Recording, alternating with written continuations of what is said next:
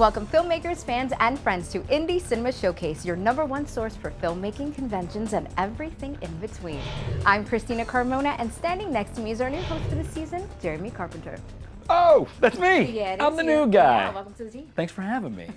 So, together we'll be bringing you the best and brightest that Florida has to offer, with focus right here in Central Florida. In today's episode, we speak with cinematographer Graham Zielinski in his proof of concept film by A.J. Jones. We will also revisit some of our past events and then check out what films you should see before you die. All right, let's kick things off. A metal vocalist in Central Florida faces depression, prejudice, and family struggles as he becomes the frontman of a rising band called Youngblood. It's a powerful proof of concept short film directed by A.J. Jones.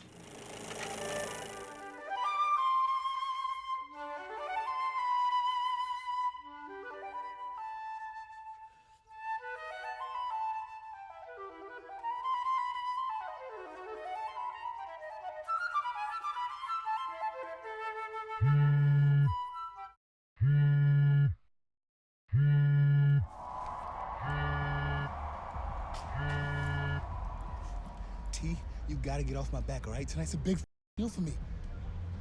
Yeah, but you can't tell me what to do in my life. It's my life, all right? This is me. Lou! Yeah, just give me 1 second, okay? Yeah, just 1 second. Yeah, I'm coming.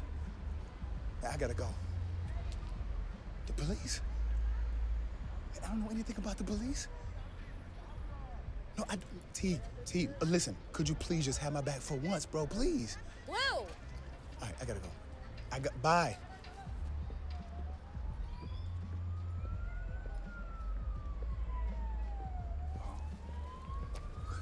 Come on, I'm ready. Are you serious? This is my brother, right? I'm good. I'm good, okay? I'm ready. I got it. This is not a rehearsal, okay? Okay. You can't f this up. You better do good. And you better not blink. Okay. Yeah, I got this. Chill.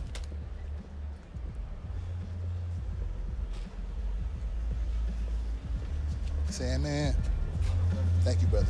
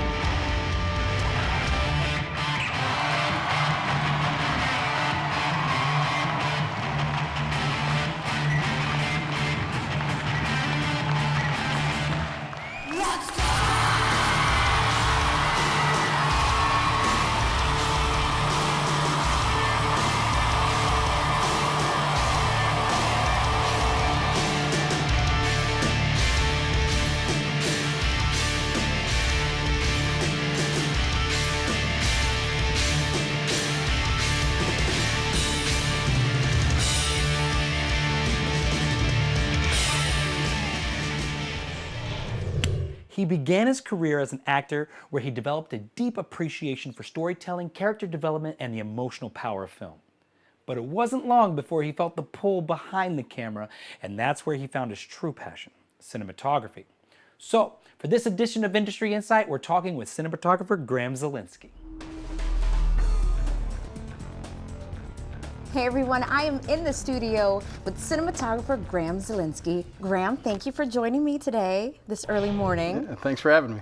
Of course. So tell us about your journey. I know you started as an actor.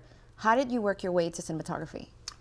So I did. I mean, high school was kind of the route that introduced me to theater, and I didn't really have plans for after graduating. It was either continue to act or join the military, and I had brought a recruiter over to the house, but my parents were kind of, at that time, trying to sway me the other Right. direction. And so I went out to LA and attempted to take some acting classes and get into the industry that way.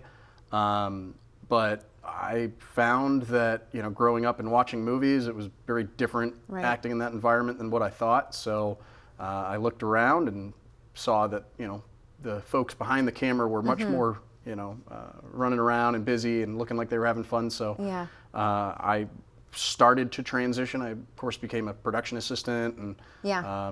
You work your way, you learn everything. yeah, absolutely. And then I ended up kind of moving back home for a bit. And where's home? it was Greenville, South Carolina at the time. Okay, okay. My family's there, so that's why I guess I still call it home. Right. Kept trying to do some acting, but obviously when you're not in LA, the opportunities are a little bit, you know, And further they're apart. different. They're different, yeah. So I at that time, my dad was kind of pushing me to get into college and Yeah.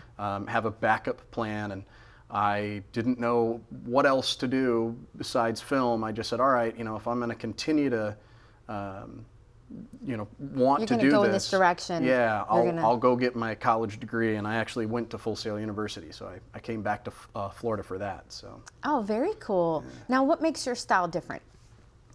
I What's guess uniquely you? Yeah, I guess what makes my style uniquely me, I mean, it's hard to take credit and say it's uniquely me. It's just something that I gravitate towards in my decisions. But I'm a big believer in moving the camera.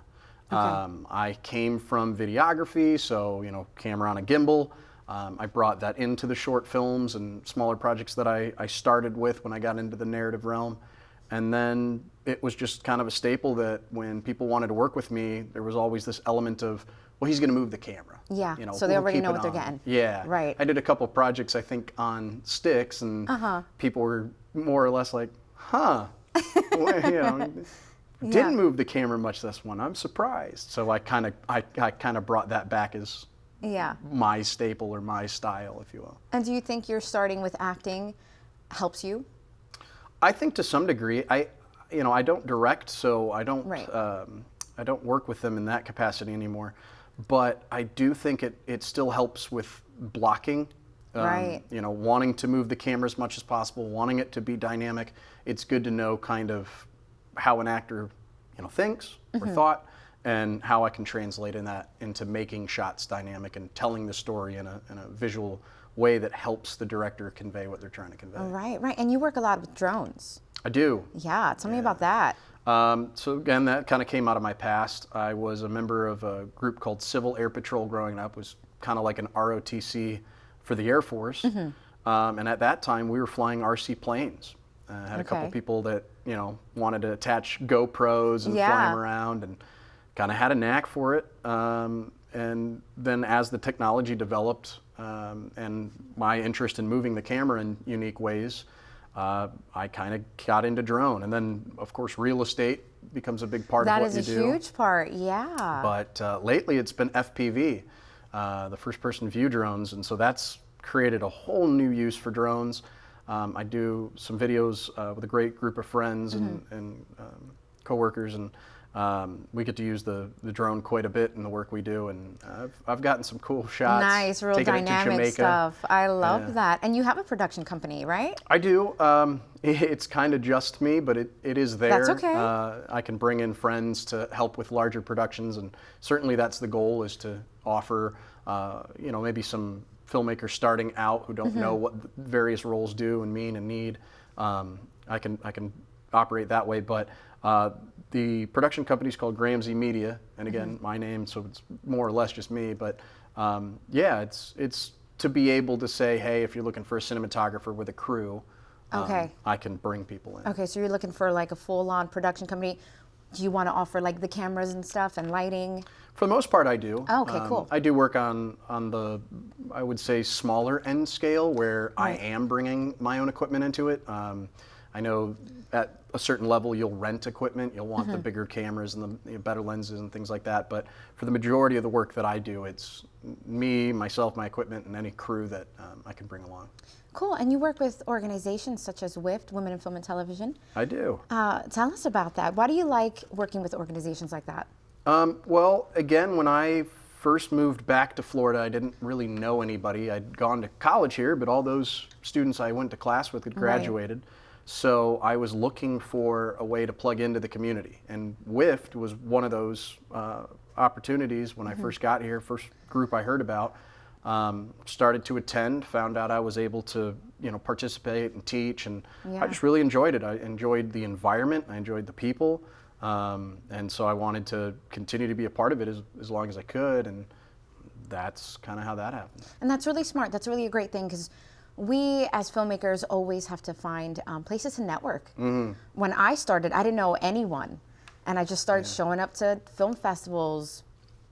Which, as you know, I mean, sometimes even film festivals, it's a transient group who've come in for their film. So how do you network, especially in your local community? Exactly. It's super important. So that's great.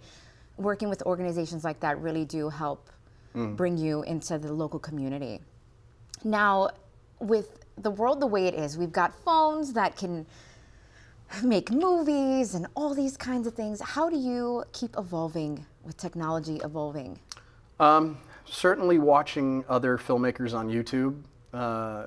Sometimes you'll see something unique and you want to try that, and so it might be you putting yourself in a position to go after a certain camera or a certain device that allows you to move the camera in a unique way. I know that I'm guilty myself of looking at content out there and going, oh man, I want to get to that level. I try to tell this to everybody, but it's like, give yourself a break sometimes and look back at where you'd come from, because those first videos of content that you aspired to shoot, like you might be at now if you've been in it for 5-10 years. You're just constantly chasing the new, but it is an exciting place to be in. I mean, obviously I have no idea where the future's going. Right, but it's an exciting place to see, because we know it's going somewhere. We just don't know where it's going to end off. Now, what's next? I think that there's a few things for me that I'm trying to achieve. I want to continue to develop relationships and work with new filmmakers. I'm always interested in working with new groups. I've gotten the opportunity towards the tail end of last year to do that. But I also have some friends that do have different production companies, and I want to see them grow. I have a friend right now who's actually trying to start a nonprofit consulting company. Oh, nice. And so I did some media for them as a fundraising video. Got to do a documentary on homelessness through that. Wow. And so for me, it's helping him and building a media division within his company so that we can tell more of those stories. So, I love that. I really love that. Now, where can we find more information? So if you're looking for more information on me, I have a website, www.grahamzmedia.com. You can also find me on Instagram @GrahamZmedia and Facebook as well. That's probably the 3 areas you'll find me most, but by all means reach out. I'm not, I will make time to talk to anyone. So I love that. Well, thank you, Graham, for stopping by. It's been a pleasure talking to you and getting to know you some more. Thank you. All right.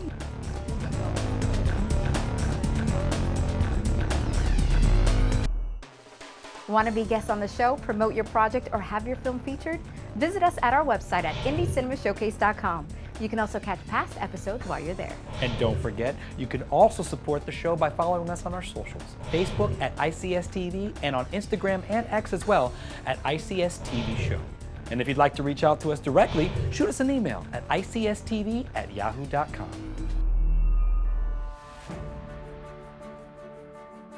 ICS Fun Fact. Imagine grabbing lunch with friends and walking out with 4 blockbuster movie ideas. That's exactly what happened in 1994 when Pixar's John Lasseter and his team sat down for a casual lunch near the studio. Toy Story hadn't even hit the theaters yet, but during that one meal, they cooked up early ideas for A Bug's Life, Monsters, Inc., Finding Nemo, and WALL-E. 4 iconic films, 1 legendary lunch. Welcome back. Now it's time for our segment we like to call On Location with ICS.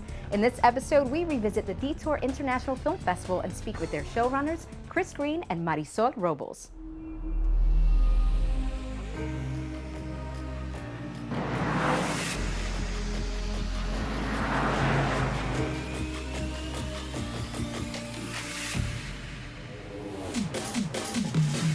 All roads to filmmaking lead here. It's the motto of a new film festival called the Detour International Film Festival, and the ICS team were invited to their premiere event. The festival is co-founded by Chris Green and Marisol Robles, who created the event because they saw the need to give smaller budgeted filmmakers a chance to get their work played in front of an audience. And we can report their inaugural event was a huge success. Hey guys, thanks for joining us at the Detours International Film Festival. I am here with the founders. Marisol Robles. Chris Green. Tell me about how this even came about, this film festival. It's a wonderful festival. There's so many people here this evening. Give me the backstory. Well, we had a screening for a film up here a couple of years ago for one of my acting students. Like the theater, I was like, hey, I would like to do a film festival out here. So I talked to the management team here, and they were like, sure, we can put it together. And I was like, all right, cool. Now, this was back in June of this year, kind of kicking the idea around. I was like, all right, we'll see what we can put together. Got with her. She's always wanted to do something creative like that and have her own thing as far as a festival. So I was like, all right, great. We're going to go ahead and do that. And we mentioned August, but I was like, that's not going to happen this year, like maybe next year. And then it came back to us. The theater said, hey, we're good for August. And I was like, oh, crap, I don't know what we're going to do now. And so we had to really grind, get it out there. She got on social media, marketed the hell out of it. Like, I'm not a social media guy at all. And I just emailed my contacts and got some of my crew together and was like, we can probably do this. Let's go ahead and try to do it, even if we only get one film. So I was like, all right, you know what? I'm going to put together a film festival. I'm going to watch the films I want to watch at least. And then if other people come, great. And they did. So that's kind of the essence of it. And we put together quick. People showed up, and now I'm looking forward to the next one. Perfect. And then let's talk to you a bit, because you've been awfully quiet. Now, you were thrown into this, and was this your first time working for a film festival? Yeah. So what do you think is the most difficult thing about starting up a film festival and maintaining it and marketing it? What's the hardest thing about it? Putting a lot of hours into it. Finding people, connecting, networking, just blasting it out and trying to get, hey, people are interested and you have to invest in this and, carpet, step and repeat, all of that. You got to find a tribe. Yeah. You got to have a good head on your shoulders and, if this is what you want to do, commit to it, do it. And speaking of really great films, you guys aren't only founders of this festival, but you also have a film here at the festival. Tell me the name of the film and what it's about. Our short film is Am I?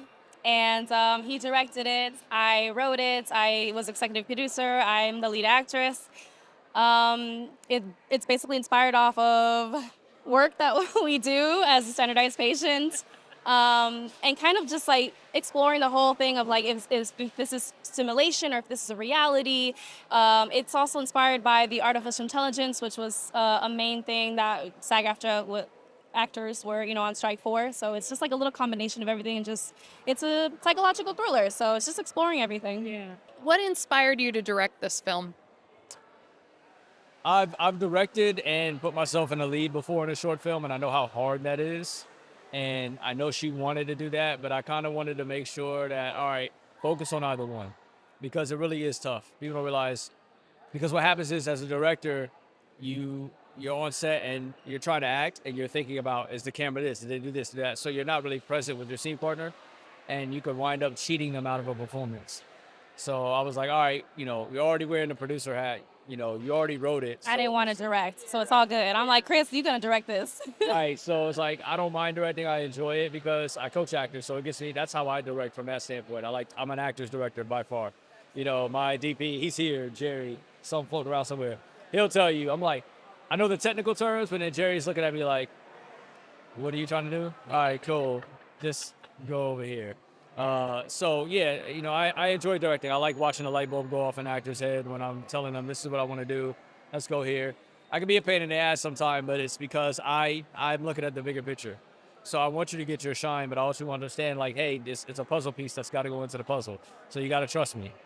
And hopefully, it works out. And, the audience reacted when they should have. I heard a couple of, oh no, hell no, and that's what I wanted. So as long as we got the reactions, I'm happy with it. Well, I wish you guys the best of luck on that. I'm so excited. And then last question, where can we follow you guys on social media? Do you have websites? And then we obviously have the website for the film festival as well. So where can we find you? My personal? Whatever you want. Personal, your business. Well, we go with personal. I'm on Facebook, Marisol Robles. On Instagram as well. It'll be _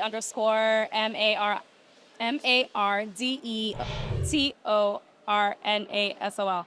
Mar de Tornasol, if you know Spanish. I'm sorry. But we do have we have the Detour page on Facebook, Detour Entertainment Productions.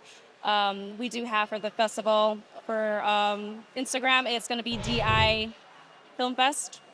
And then Detour's International Film Festival on Facebook. There's just so many. There's so much. And then what about you with your social media? Social media guy. I'm definitely showing my age. I'm old. Yes, I'm older to where I just do not like social media. But I know we have to have it. I feel it. I'm the same way. I'm on Twitter, but if you're on there, cool. X, whatever it's called. Under ITS Chris Green, so it's Chris Green, and then Instagram is real Chris Green because there's like 3 Chris Greens, and one of them's a bot, another one's a musician. I'm the only actor, so. Guys, thanks so much, and thanks so much for having us. It's been such a great festival. Yeah. Appreciate y'all. Yeah. Y'all always, shout out to y'all, because y'all are always covering independent cinema and filmmakers here locally and stuff. So if y'all not following them, you're messing up. You need to go ahead and do that. They're covering and giving you the real, and they're supporting all the filmmakers, which is what we need. So thank y'all. Thank you so much. Thanks, guys. I appreciate it. Let's get a photo together. Cool. For our final segment, it's time for a film we think you should see before you die. This week's pick, That Thing You Do, written and directed by Tom Hanks in his directorial debut. Set in the golden age of 1960s rock, it follows the quick rise and fall of a fictional one-hit wonder band. The film stars Tom Everett Scott, Steve Zahn, Jonathan Scheck, Ethan Embry, Liv Tyler, and of course Tom Hanks himself. The cast actually learned to play their instruments, giving it a real band feel. And the music? Well, it was catchy enough to climb the Billboard charts in real life. So, That Thing You Do is rated PG, and it's this episode's must-see film before you die. Well, that's all the time we have for this episode of ICS. We want to thank Graham Zielinski for sitting down with us, as well as filmmaker AJ Jones and Chris Green and Marisol Robles from Detour International Film Festival. Graham, Chris, AJ, Marisol, what a packed episode we had. All great films. Great films. Well, we hope you learned something new, saw something that you loved, or got inspired to get off your couch and go make a movie of your own. Who knows? It might be good enough for us to screen on the next Indie Cinema Showcase. Don't forget to follow us on our socials, Facebook at ICS TV, Instagram at ICS TV Show, and YouTube Indie Cinema Showcase. And if you want a chance to have your work, event, convention, or film festival featured on ICS, send us an email at icstv@yahoo.com. Until then, the set is closed, and as they see in the movie business, that's a wrap. See you next time.